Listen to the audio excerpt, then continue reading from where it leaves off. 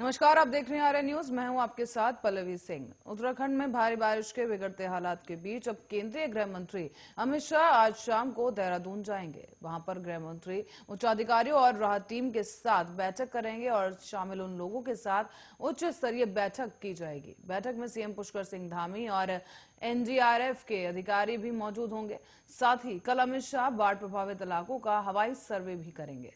उत्तराखंड के कुमाऊं क्षेत्र में मूसलाधार बारिश होने से मंगलवार को 42 और लोगों की मौत हो गई है। साथ ही कई मकान इस दौरान ढह गए और कई लोग अभी भी मलबे में फंसे हैं। इसके साथ ही वर्षजनित घटनाओं में अब तक मरने वालों की संख्या 47 के आंकड़े को पार कर गई है। इस दौरान अधिकारियों ने बताया है कि खराब मौसम के बीच कई घंटे के संपर्क और संघर्ष के बाद मंगलवार की शाम को नैनीताल से संपर्क बहाल कर दिया गया है। इस दौरान कुमाऊं क्षेत्र में करीब 42 और लोगों की मौत हो गई है, जिसके साथ ही अब आपदा के कारण मरने वालों की संख्या बढ़कर के 47 पहुंच गई है, क्योंकि 5 लोगों की मौत सोमवार को हुई थी। ऐसे में डीआईजी नीलेश आनंद भार्ने ने बताया है कि कुमाऊं क्षेत्र में मरने वालों की संख्या 42 से अधिक हो गई है।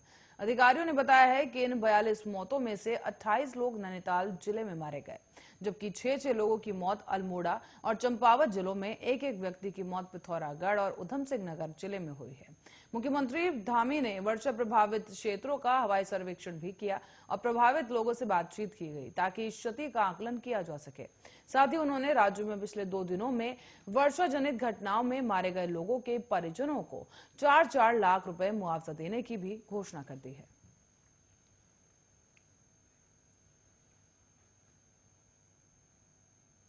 और बांग्लादेश में अल्पसंख्यक हिंदुओं के खिलाफ हिंसा लगातार जारी है। बांग्लादेश सरकार हिंसा के आरोप में गिरफ्तारी के बावजूद भी हिंसा पर रोक लगाने की जो कोशिशें हैं, उसके दावे भी किए जा रहे हैं, लेकिन अब इन हमलों से तालिबान के तार जोड़े जा रहे हैं।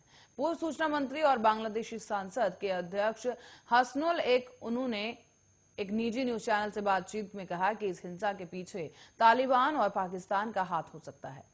बताते चलें कि बांग्लादेशी सांसद के अध्यक्ष ने बताया है कि बांग्लादेशी सांसद अध्यक्ष हसनुल ने बताया है कि हिंसा तालिबान तार जुड़ चुके हैं और इसके साथ ही उन्होंने ये भी शक जताया कि इतिहास में देखें तो जमात इस्लामी और मौलिक संगठन पर धार्मिक पाकिस्तानी खुफिया नेटवर्क से जुड़े हुए हैं और अतीत में वो पुराने तालिबान यानी ओसामा बिन लादेन से जुड़े हुए थे। उनमें से कई अब हिरासत में है, लेकिन जब तालिबान ने 20 साल पहले सत्ता संभाली थी, कई अफगानिस्तान ट्रेंड कर रहे थे और इस दौरान शेख हसीना की एक धर्मनिरपेक्ष लोकतांत्रिक सरकार को गिराने के लिए तालिबान के सत्ता में आने के बाद स्थिति को अस्थिर करने की साजिश हो सकती है। हमें विदेशी शरारती संगठनों का एक गुप्त हाथ दिखाई देता है। उन्होंने आगे बताया कि पिछले 12 से 13 सालों से हमने देखा है कि न केवल मंदिरों पर बल्कि सूफिया साथिया, मजारों, बौद्ध मठों और बुद्धिजीवियों, लेखकों और यहां तक कि मुस्लिम नेताओं, इमामों पर भी हमले किए जाते रहे, जो कि तालिबानी राजनीति या जमाती इस्लामियों पाकिस्तानियों द्वारा समर्थित धार्मिक कट्टरपंथियों के संगठन से अलग हो जाते हैं। हम यहाँ बांग्लादेश में कुछ ऐसे ही कॉर्बेट संगठनों पर अंकुश लगाने की कोशिश कर रहे हैं, जो पिछले 30 सालों से इस्लाम के नाम पर चल रहे हैं। कम से कम 15 से ज्यादा संगठन हैं। और पेट्रोल और डीजल की कीमतों पर महंगाई की मार थमने का नाम नहीं ले रही है। ईंधन के दामों में 2 दिन की स्थिरता के बाद आज यानी बुधवार को एक बार फिर से बढ़ोतरी दर्ज की गई। पेट्रोल और डीजल 35 पैसे प्रति लीटर और महंगा हो गया और देश भर में पेट्रोल डीजल के नए दाम रिकॉर्ड पर पहुंच गए हैं।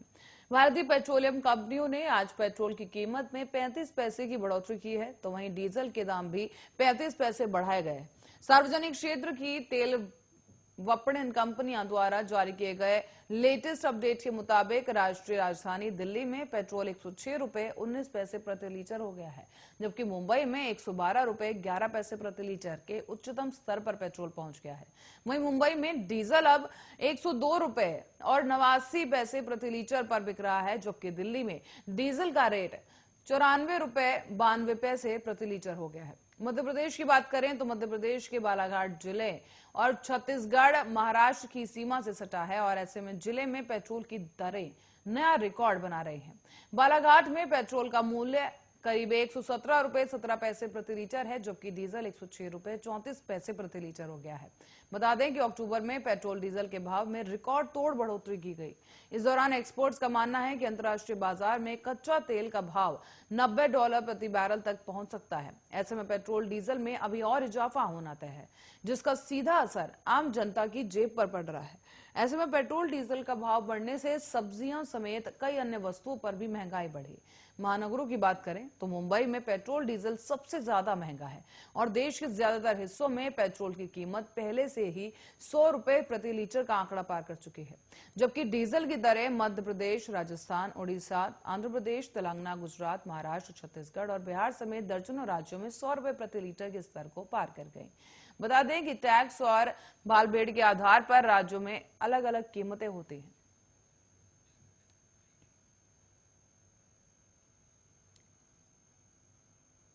तो वहीं इस पर हमारे साथ चर्चा के लिए हमारे गेस्ट जुड़ चुके हैं कैप्टन आई सिंह, जो कि कैप्टन आई सिंह जी, आपको बहुत बहुत स्वागत है आर्या न्यूज पर।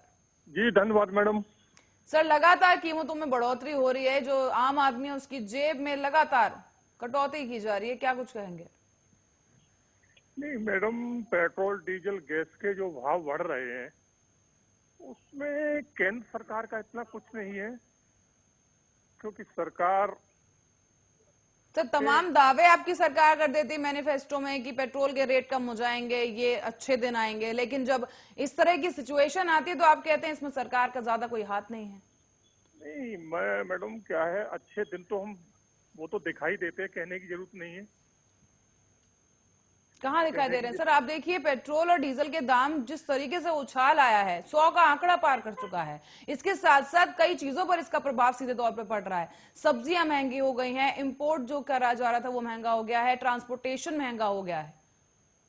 नहीं, पेट्रोल डीजल और गैस के जो रेट भाव जो बढ़ रहे हैं, आपने देखा कि अंतर्राष्ट्रीय मार्केट में क्या चल रहा है, तो जो पेट्रोलिंग कंपनियां हैं उस हिसाब से अपने रेट सेट करती है। तो इससे भारत सरकार का इसमें कोई वो नहीं है, ना भारत सरकार के रेटों को निर्धारित करती है, तो ये तो कहना गलत होगा। बाकी हाँ, महंगाई जरूर बढ़ रही है, इसमें कोई शक नहीं है, और महंगाई बढ़ने के और भी बहुत से कारण हैं, खाली एक पेट्रोल डीजल ही नहीं है। तो सर, कब तक कुछ कमी आ पाएगी? पेट्रोल की जो दरें लगातार बढ़ रही हैं, इसमें कमी कब आ पाएगी? आम जनता पूछ रही है सर, क्योंकि सीधा असर जो है आप देखिए आम आदमी पर पड़ रहा है महंगाई के इस दौर में। वैसे ही कोरोना काल है और इस दौरान कई लोगों के बिजनेस ठप हो गए हैं, और ऐसे में पेट्रोल के इस तरह के बढ़ते दाम चिंता का विषय। नहीं, रमन ने गाड़ी भेजी थी, रमन यादव ने।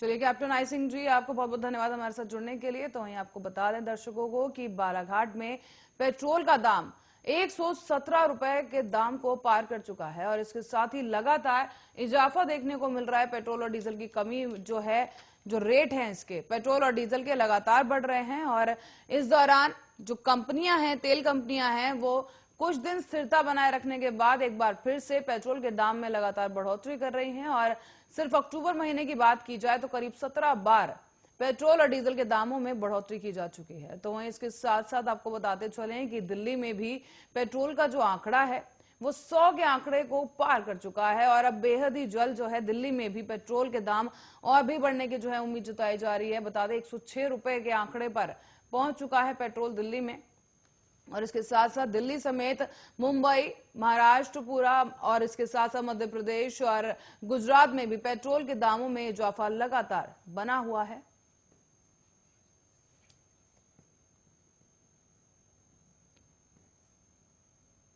तो वहीं आकाश जिंदल जी हमारे साथ अर्थशास्त्री जुड़ चुके हैं। आकाश जी, बहुत बहुत स्वागत है आपका आर्या न्यूज पर। धन्यवाद। आकाश जी, लगातार पेट्रोल और डीजल के दामों में इजाफा हो रहा है, क्या कुछ कहेंगे सर? क्या कारण लग रहा है कि सरकार जो है नाकाम साबित हो रही है कि रेट कम ही नहीं हो पा रहे हैं? देखिए, ब्रेंट क्रूड, वो कच्चा तेल जो हम हिंदुस्तान में इस्तेमाल करते हैं जी, उसके प्राइसेस ग्लोबल मार्केट में लगातार बढ़ते जा रहे हैं। जैसे कि मैंने पहले आपके चैनल और तमाम चैनल से प्रेडिक्ट किया था, जब ये $70 पर बैरल था कि 20% के पास इंक्रीमेंट होगा। अब ये $85 पर बैरल के आसपास चल रहा है। तो ये रही ग्लोबल मार्केट की कंडीशन। उसके बाद जहां अपने सरकार की बात हुई, हमारे यहाँ हिंदुस्तान में बड़े हाई टैक्सेस चार्ज किए जाते हैं।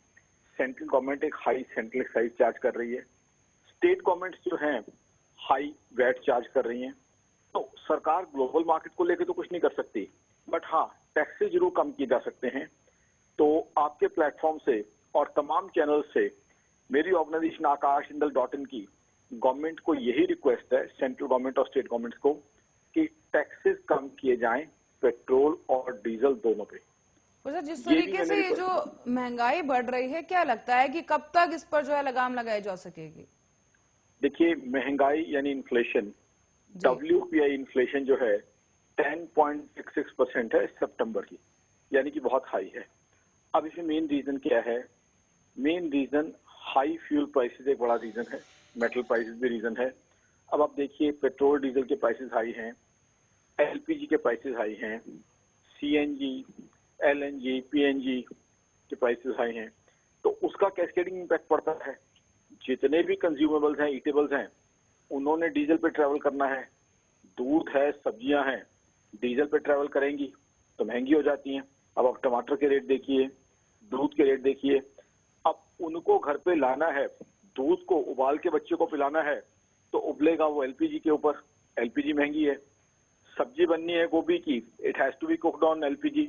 तो entire process right from production, because diesel is also being used by our agriculturist brother, right from production to transportation to cooking, everything has become costlier। तो इसी वजह से जो है इन्फ्लेशन बढ़ती जा रही है।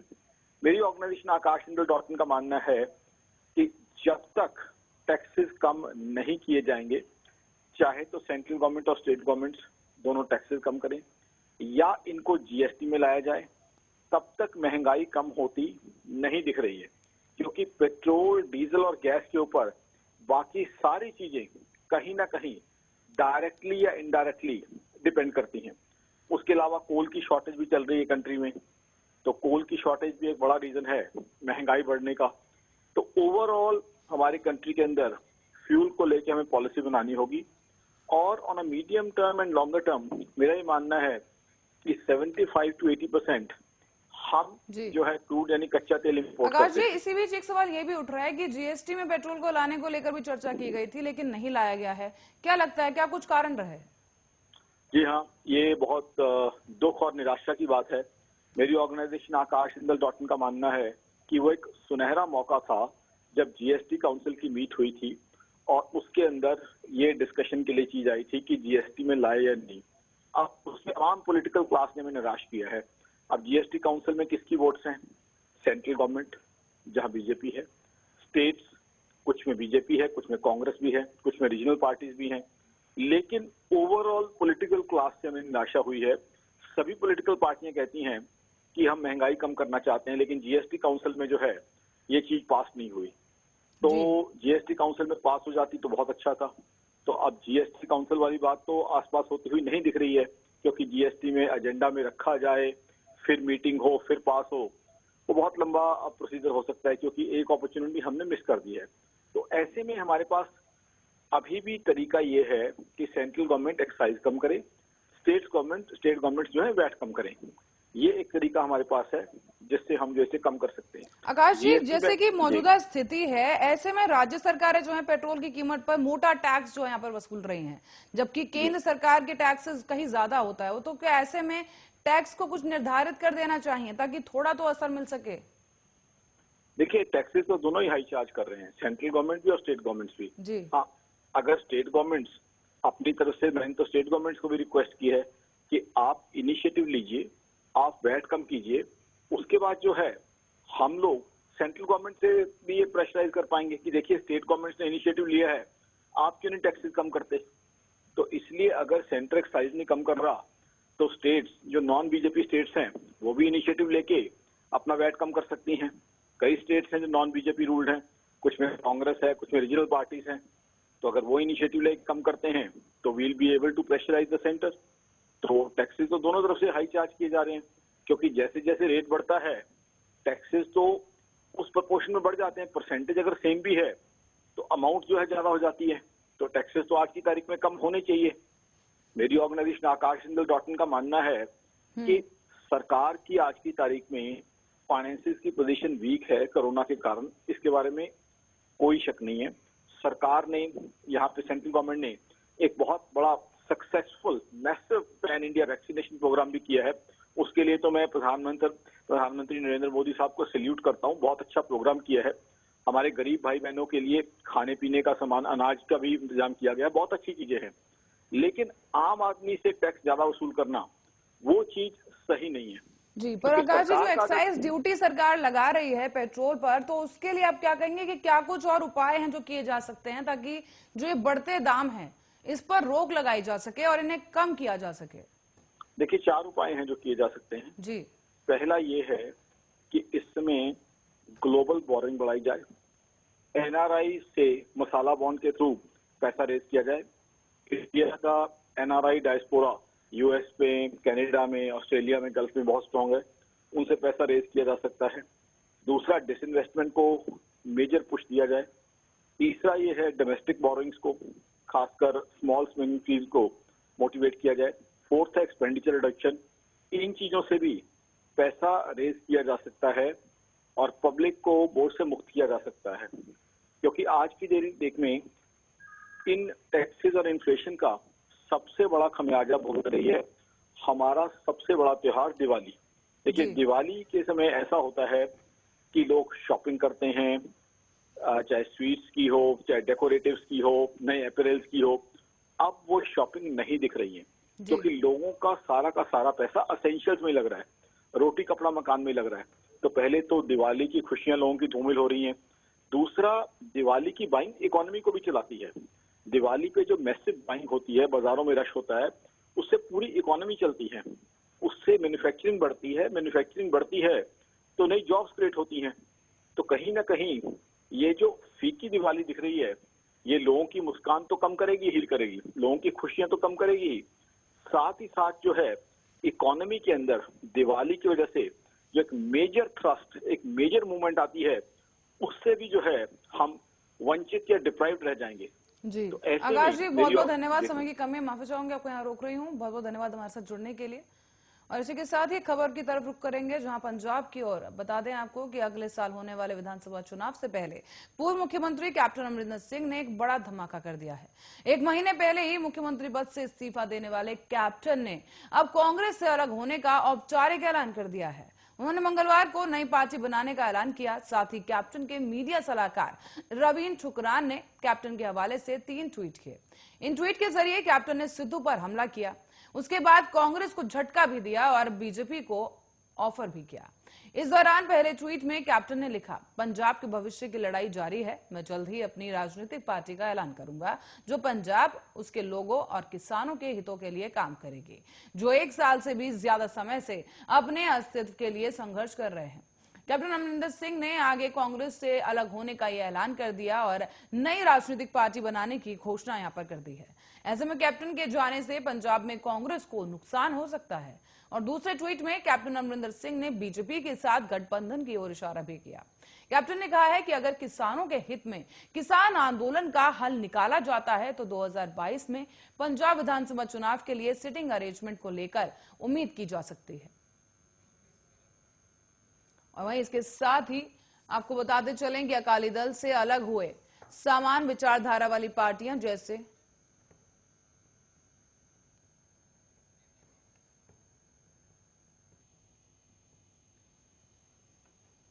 तो वहीं इस खबर पर हमारे साथ जुड़ चुके हैं हमारे गेस्ट रत्नाकर सिंह जी, जो कि नेता हैं कांग्रेस से। रत्नाकर जी, बहुत बहुत धन्यवाद आपका आर्य न्यूज पर जुड़ने के लिए।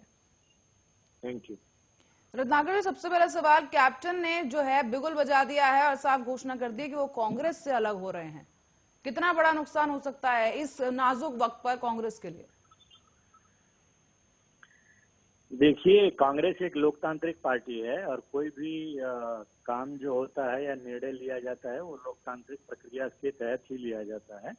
अगर हमने कैप्टन साहब को अगला मुख्यमंत्री का चेहरा नहीं घोषित किया तो उसके पीछे कारण यही था कि विधायक, जो जितने भी विधायक थे, वो उन्होंने नेतृत्व परिवर्तन की मांग वहां पे की थी। इसलिए हम लोगों ने कैप्टन साहब को अगला पार्टी का चेहरा नहीं किया था। पर रत्नाकर जी, कई बड़े नाम हैं जो अब कांग्रेस से किनारा करने लगे हैं। ऐसे समय में जब कांग्रेस को यहाँ पे और मजबूत खड़े होने की जरूरत है, क्या लगता है कि कांग्रेस के लिए अब पंजाब में अपनी साख बचाना कितना मुश्किल या कितना आसान हो सकता है आगे? देखिए, कुछ लोग जो निहित स्वार्थ से परिपूर्ण होते हैं, उनको इलेक्शन के पहले किस पार्टी में उनको फायदा नजर आता है उधर वो जाते हैं, क्योंकि इस तरह के लोग किसी भी दल में और कहीं भी मिलते हैं, तो इस तरह के लोग आते जाते रहते हैं। उससे पार्टी को कोई नुकसान नहीं होता है, क्योंकि पार्टी जो है वो एजेंडे पर लड़ाई लड़ती है और जो मुद्दों, आम जनता के मुद्दों पे लड़ाई लड़ती है। तो हम लोग मुद्दों के ऊपर लड़ाई लड़ेंगे, लेकिन जिस तरह से कैप्टन साहब अभी जा रहे हैं बीजेपी के साथ या अपनी पार्टी खड़ी कर रहे हैं, तो उससे हम लोगों को कोई फर्क नहीं पड़ेगा, क्योंकि पंजाब की जनता ने भारतीय जनता पार्टी को पूरी तरह से नकार दिया है और उन लोगों को भी नकारेगी जो बीजेपी के साथ जाएगा, क्योंकि किसान वहां पे ये अपनी पुरजोर मांग कर रहे हैं कि वो 3 काले कानून को किसी भी सूरत में रद्द किया जाए और इसका खामियाजा भारतीय जनता पार्टी या जो भी उनके साथ आएगा उनको भुगतना ही पड़ेगा। पंजाब की जनता कभी इस तरह की पार्टी को माफ नहीं करेगी और जो भी लोग उनके साथ आएंगे उनको भी माफ नहीं करेगी। पर कैप्टन अमरिंदर सिंह काफी सालों से वहां पर सत्ता में बने रहे हैं और रत्नाकर जी, अब अगर वो अलग से अपनी कोई पार्टी बनाते हैं तो क्या लगता है कांग्रेस उम्मीदवार के लिए कितना मुश्किल होने वाला है उनका सामना करना? क्योंकि कैप्टन अमरिंदर सिंह भी वही मुद्दे उठा रहे हैं जो आप कह रहे हैं कि वो किसानों के लिए वहां पर जो है पार्टी बना रहे हैं अलग से, अपनी जो संघर्ष है किसानों का उसे खत्म करना चाहते हैं। नहीं, कैप्टन साहब अगर हमारी पार्टी में रह के भी इन मुद्दों को उठा सकते थे और आगे कर सकते थे, पार्टी का पूरा सहयोग सपोर्ट उनको रहता, लेकिन अगर वो उस पार्टी के सहयोग करने की नीयत बना चुके हैं जो कि यह तीनों काले कानून जो लेके खुद आई है उस पार्टी को सहयोग करने की नीयत बना चुके हैं, तो कहीं न कहीं कैप्टन साहब जो है अब अपना निहित स्वार्थ जो है उसमें देख रहे हैं, न कि जो उनकी एक मानसिकता थी सेकुलरिज्म वाली, वो मानसिकता को पूरी तरह से वो त्याग दिए हैं।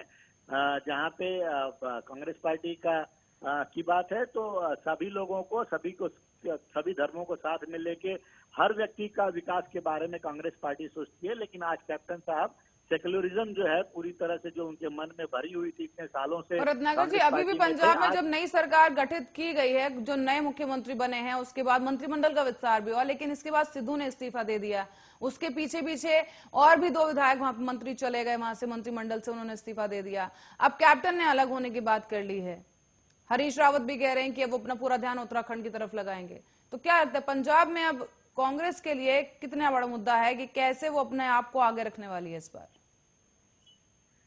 देखिए, पंजाब में मैंने पहले भी कहा कि पंजाब में जो पार्टी लड़ेगी वो मुद्दों के आधार पे लड़ेगी। कोई भी अगर व्यक्ति आता है या जाता है उससे कोई बहुत विशेष फर्क नहीं पड़ता। हमने पंजाब की जनता के लिए क्या किया है उन मुद्दों पे हम लड़ेंगे और वहां पे आने वाले जो चुनाव में अपनी बातों को वरीयता से रखेंगे, मुखरता से रखेंगे हम लोग। तो पंजाब की जनता को कहीं न कहीं ये समझेगी कि वो किसके साथ जाना चाहिए। इतना जो असंतुलन देखने को मिल रहा है कांग्रेस पार्टी में, तो क्या वजह लग रही है कि कांग्रेस संभाल नहीं पा रही क्या अपने बड़े नेताओं को, बड़े चेहरों को? नहीं, देखिए, रही बात जहाँ तक सिद्धू साहब के इस्तीफा देने की, तो बड़ी पार्टी है और बड़ी पार्टियों में लोगों का कहीं न कहीं वैचारिक मतभेद हो सकता है और हमारी पार्टी में लोग जो है अपने मत को सामने रख सकते हैं। यहाँ पे भारतीय जनता पार्टी की तरह नहीं है कि पूरा गुजरात का ही उदाहरण ले लीजिए कि मुख्यमंत्री सहित पूरे मंत्रिमंडल को बदल दिया गया, लेकिन कोई वहां पे अपनी बात को, अपने मन की बात को सामने रख नहीं सकता। इस तरह की पार्टी हमारी नहीं है। अगर कहीं पे कोई वैचारिक मतभेद है तो लोग उसको बैठते हैं, सुलझाते हैं, एक दूसरे से डिस्कस करते हैं। जैसा कि आपने देखा है कि सिद्धू जी को दिल्ली बुलाया गया, वहां पे उनकी जो समस्याएं थी, जो भी उनके मतभेद थे, वो बैठकर सुलझा लिया गया है। तो आने वाले चुनाव में चाहे वहाँ के मुख्यमंत्री हैं, चाहे सिद्धू साहब हैं, सब मिल के साथ में एक साथ लड़ेंगे और हम इन ताकतों को, जो किसानों के खिलाफ जो काला कानून लेके आए हैं, उन ताकतों के खिलाफ लड़ेंगे और किसानों के साथ मिल के लड़ेंगे और किसानों के मुद्दे पे लड़ेंगे।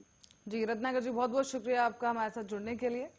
और इसी के साथ ही फिलहाल के लिए खबरों में इतना ही। देश और दुनिया की तमाम खबरों के लिए बने रहे हमारे साथ, देखते रहे आरएन न्यूज।